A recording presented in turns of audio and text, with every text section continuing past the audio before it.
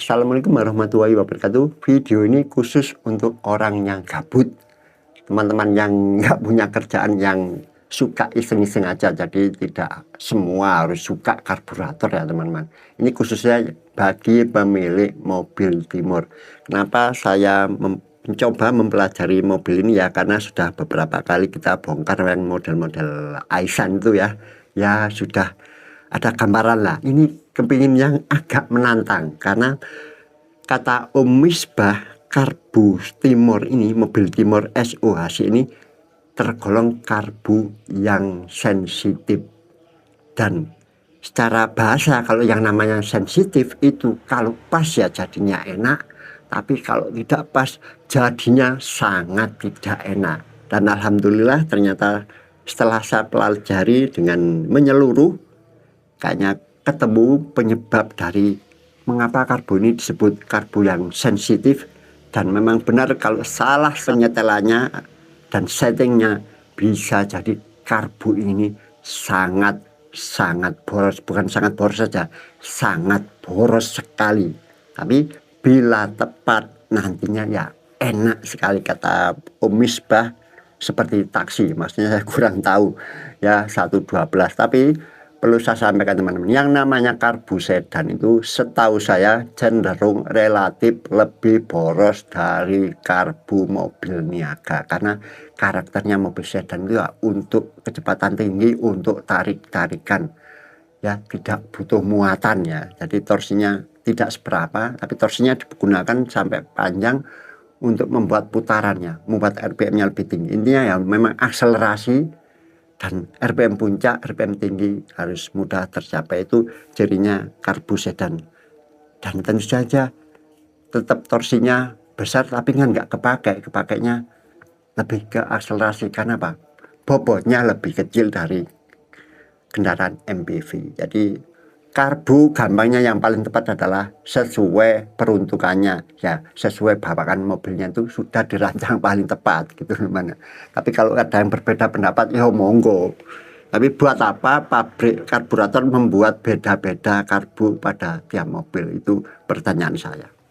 Kalau untuk karbu semua sama ya tinggal bikin satu biji aja kan, itu loh kalau pakai logika. Oke, seperti ini karbu Timor itu menurut saya luar biasa. Yang pertama dari bahannya, materialnya itu menurut saya luar biasa kuat. Yang bagian luar saja ini saya tunjukkan.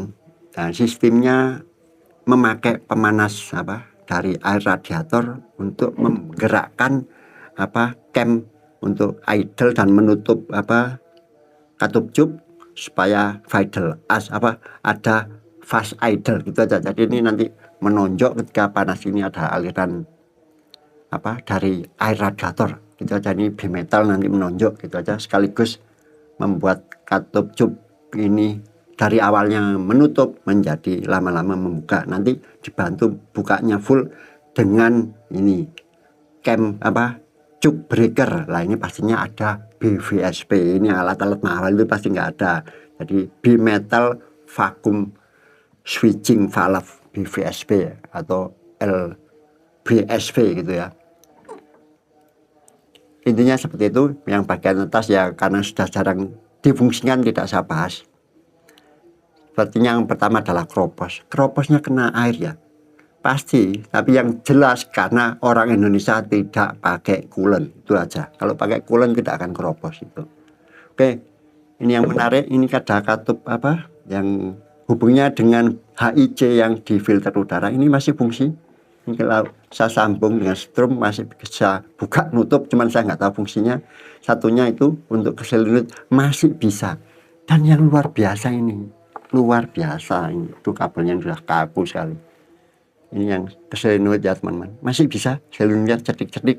Ini juga cedik-cedik, bentuknya mirip Honda ya, nempel nancap di dalam. Nah, luar biasanya ternyata masih berfungsi, bukan sekedar berfungsi ya, dihisap itu ringan. Nah, jadi ini sangat istimewa, bukan ya karena saya ngisapnya orang ompong ya beda ya, tapi kalau yang muda ngisap enteng sekali.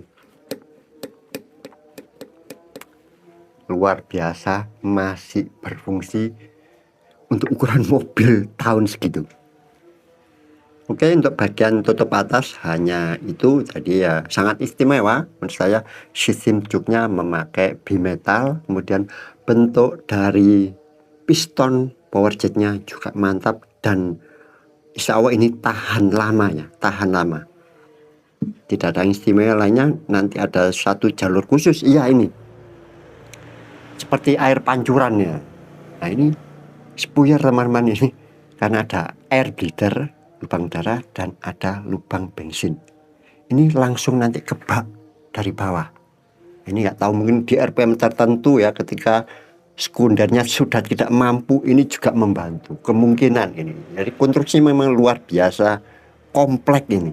Ini bagian tutup atas, karena ini sudah lama sekali selesai membersihkan, mau saya rakit dan saya mau coba di mobil Kijang saya. Yang jadi masalah kalau orang lain itu kan memakai mobil apa gitu mau diganti karbu Kijang, lah saya ini kan kebalikannya, mobil yang Kijang mau nyoba mobil lain, jadi ribet banget bikin plendersnya. Kalau yang lain-lainnya sudah jual plenders, ini saya terpaksa nanti pakai plywood triplek tebal itu ya, nanti saya susun-susun. Nah nanti kita atur lah gimana, pokoknya ini nanti unik. Saya penasaran sekali, ingin nyoba karbu yang ini, menurut saya bener ini, menurut Om Misbah, karbu yang sensitif. Oke, untuk bagian atas, bagian tengah dan bawah ini juga luar biasa, semua masih berfungsi. Oke teman-teman, langsung aja dari ini, vakum escape sekunder masih berfungsi normal. Saya tekan, saya tahan, perhatikan.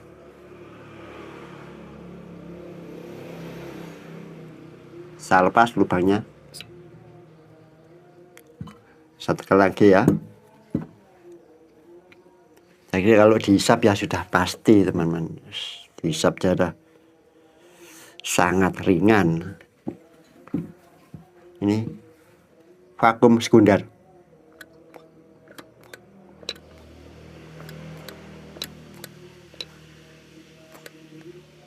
sangat rapat, tidak bocor. Kemudian ada damper, bukan berupa vakum ya, ini damper mekanis, yaitu skok. Nah, masih fungsi. Nah jadi saya tekan pelan-pelan bisa masuk, nanti keluarnya juga pelan-pelan. Tapi kalau kita tekan dengan cepat, dia tidak bisa tertahan. Nah itu fungsi damper. Jadi supaya ketika kita lepas pedal gas itu, gas tidak langsung nutup, skep tidak langsung nutup, tapi tertahan. Itu fungsi dashboard ya teman-teman.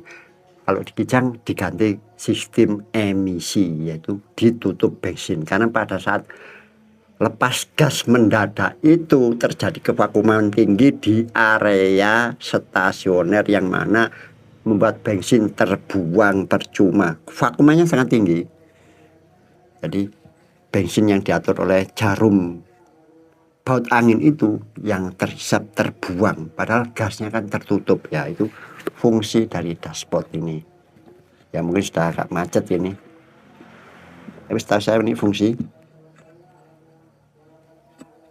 Nah, kalau yang lainnya itu vakum terus dikasih VTV, intinya dihambat. Jadi ini kalau mendapatkan tekanan mendadak dia nggak mau, kan lepas gas mendadak gitu ya, dia tertahan pelan set. Oke, itu bagian luar ya. Dan ini yang lebih penting, ini langsung aja saya zoom. Setelah ini saya zoom, yang pertama ini konstruksinya luar biasa. Jadi ini adalah venturi primer, venturi sekundernya adalah 2 tingkat, jadi bertahap. Wah, ini ada lubang kecil terus ada lubang besar.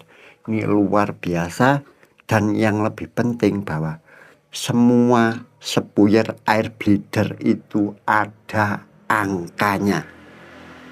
Oke, saya zoom aja.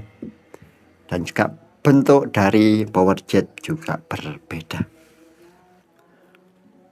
Oke, yang pertama kita tunjukkan mengenai spuyer dari primernya. Nah, primernya ini ada di sini.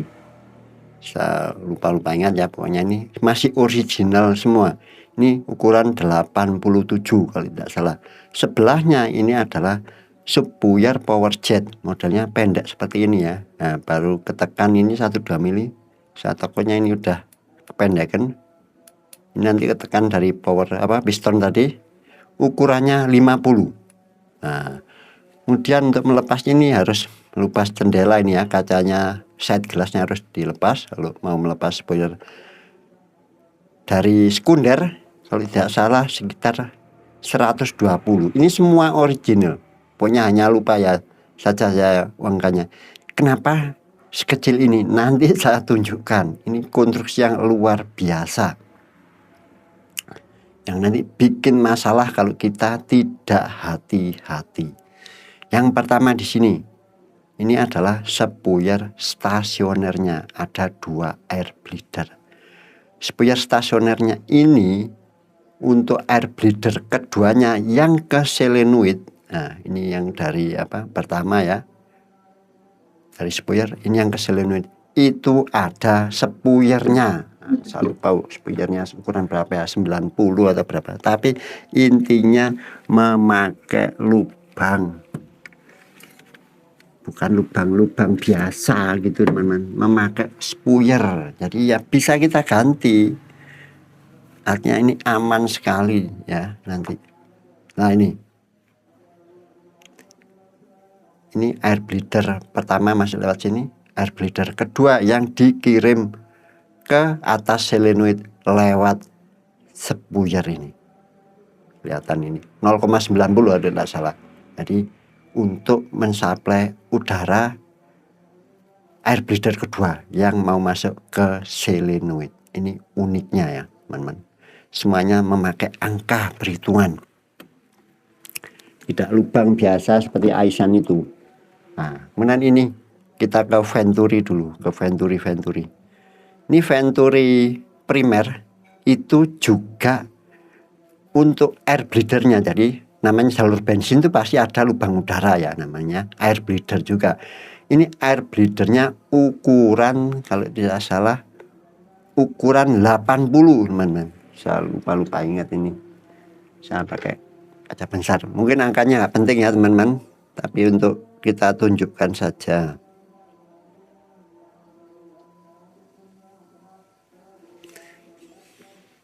Jadi lubang udaranya itu ukuran 80, meskipun spuyernya ukuran juga sekitar 80, 87 tadi ya. Ini lubang udara air bleeder spuyer primer 80. Ini bisa dibuka pakai obeng, tapi tidak saya buka lah. Dan yang lubang udara air bleeder spuyer sekunder itu 60, 0,60. Nah, ini kan kecil sekali ya teman-teman, sekundernya sekitar lupa saya 120 gitu ya sekundernya. Dan ini pun dibuat bertingkat, kayaknya ini kecil. Lah, inilah yang mungkin tidak diperhatikan oleh para pemilik Timor. Ada salah satu kelemahan dari sistem Timor itu, sebenarnya semua sama di mobil-mobil yang 2 barel, yaitu konstruksi dari skep sekunder yang ada kemungkinan seiring usia tidak bisa menutup rapat. Saat nanti kita bahas ini secara mekanik aja ya, kurang pas ya. Ya, seperti ini. Jadi saat menutup, ini yang sekunder ya teman-teman, ini yang penutupnya ditarik oleh per itu.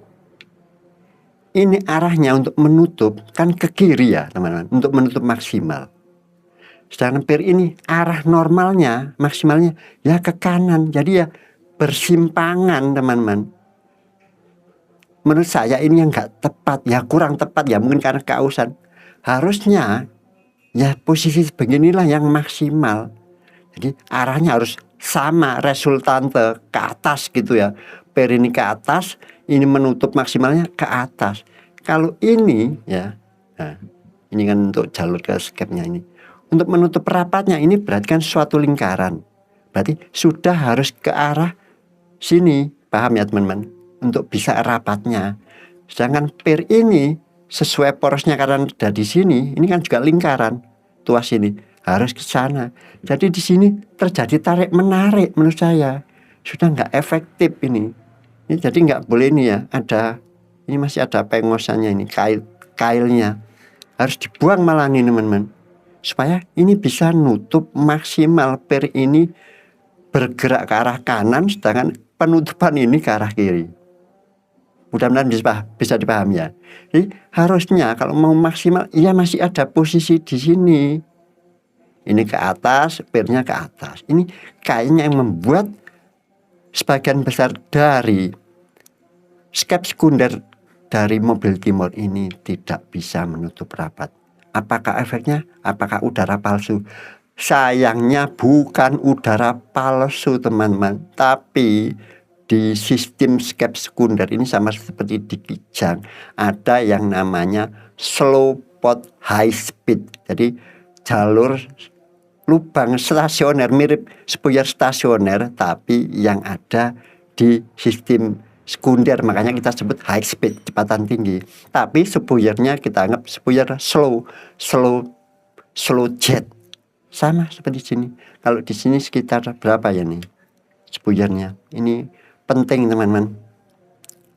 Ini sekitar 42. Lah, di sini teman-teman, di sekunder ini ada slow jet juga. Kalau di sini 42-an ya, pokoknya di bawah 40, sekitar 40. Tapi di sini di slow jet sistem sekunder ini ada spuyer yang besarnya 0,90. Gila teman-teman, itu yang bikin sangat boros. Jadi ini nanti akan bekerja membantu ini ketika bukaan awal kick up ya namanya.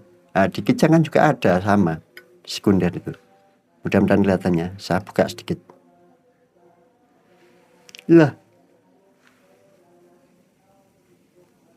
Lah, bentuknya memanjang lagi. Mirip apa? Kalau di sini mirip ya lubang slopot. Bentar ya. Saya buka sedikit. Nah, itu teman-teman kalau spuyer skep sekunder tidak rapat ya, karena mepet sekali ya, sedikit sekali sudah buka, maka bensin itu keluar ukurannya spuyer 0,90 dari sini teman-teman. Ini spuyernya, ini air bleedernya nanti akan dikeluarkan lewat sini. Nah ini untuk misalnya juga kepo ini teliti, nah lewat sini.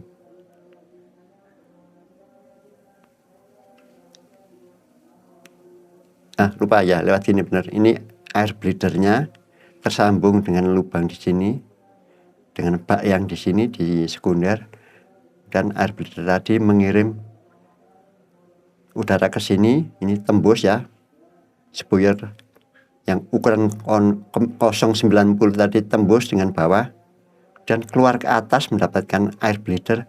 Di sini ada lubang usret ya, nyebrang lewat sini lewat tutupnya, tutup karbu.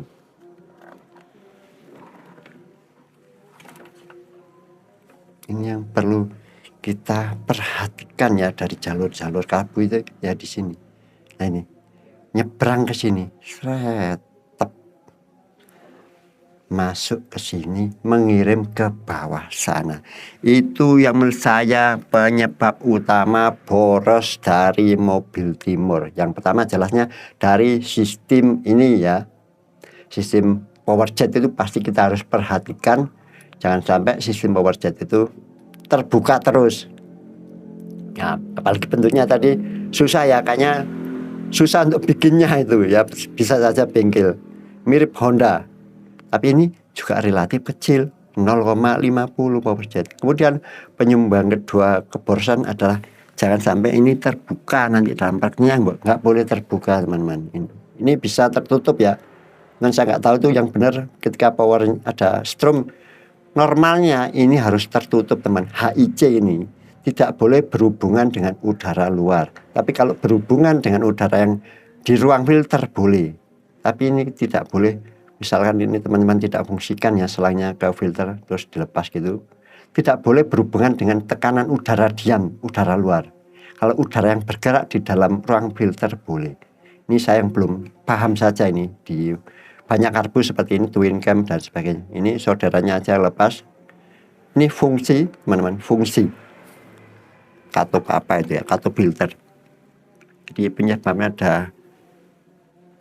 boros tadi, yaitu ini terhubung dengan udara luar, kemudian piston power jet tidak berfungsi, dan yang terlebih penting tadi adalah tidak menutup rapatnya skep sekunder karena memang mekanisme cenderung kurang apa ya, secara hitungan geometrik kurang pas.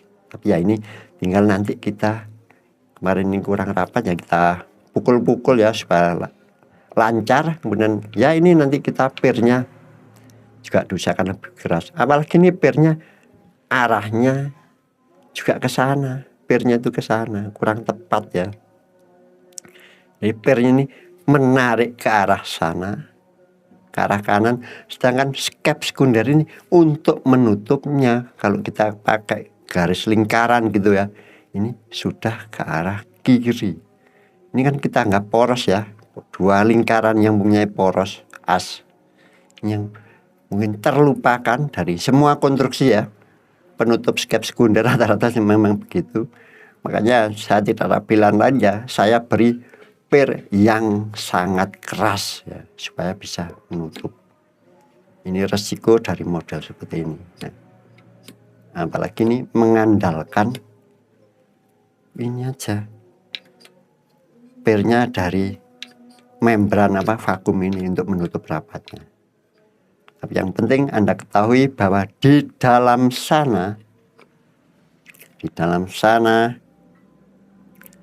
ada jalur slow pot ya, tetap saja kita anggap jalur slow, lubang spuyer slow, lubang spuyer kecil yang bekerja saat RPM tinggi ya, tujuannya supaya tidak terlalu miskin, yang mana ukurannya tidak main-main, jauh lebih besar dari spuyer stasioner. Spuyer stasioner sekitar 40, sedangkan ini adalah, oke kita buka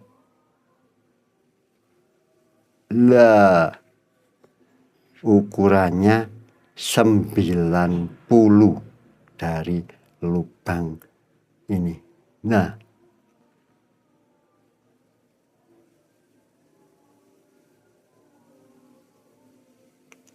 itu ketika kick up maka yang bekerja adalah spuyer slow pot high speed ini yang ukuran 90, baru nanti dibantu spuyer utama yang ukuran 120, dan masih ada tambahan ini yang dari atas ini. Nah ini lewat sini teman-teman, nggak tahu ukurannya berapa, itu langsung mancur dari atas. Langsung mancur dari atas, itu luar biasa konstruksinya.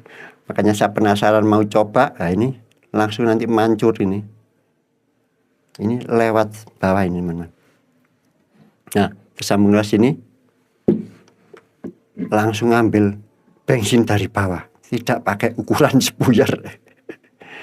Ya semuanya menurut saya sudah dirancang untuk kebutuhan dari mobil ini, tentunya ya sesuai karakter dari mobil. Saya orang awam, tapi insya Allah ini adalah video pertama yang mengupas tuntas ya konstruksi dari karburator timur, karena belum ada yang mengupas sampai sedetil ini. Sebentar, ini contoh aja. Ini tadi yang ke solenoid teman-teman, ini solenoid. Nah, ini. Set.